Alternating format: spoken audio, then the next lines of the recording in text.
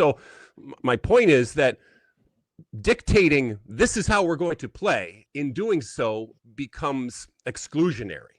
And I know that's a dirty word, but it also might be the most direct way to getting results. And so that's the rub right now when it comes to soccer. I think ultimately our country and culture, from a soccer perspective, is going to reflect our country and culture, in that it's going to be diverse.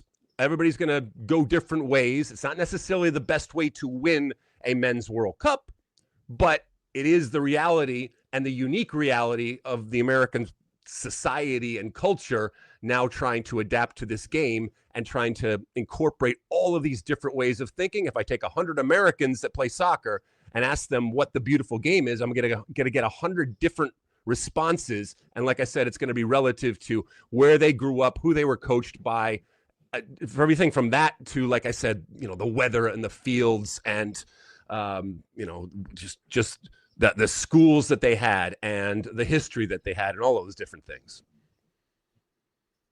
No, that makes total sense. And another thing we've talked about on this show is about, and we've talked about in relation to other nations too, where in the history of the World Cup, there has not been a a country-born coach who has won a World Cup, right? Where the country that they were born from, that if they come in from out, again, how I put this in the right way, but where they're not born there, right? Mm-hmm. And they have not won a World Cup.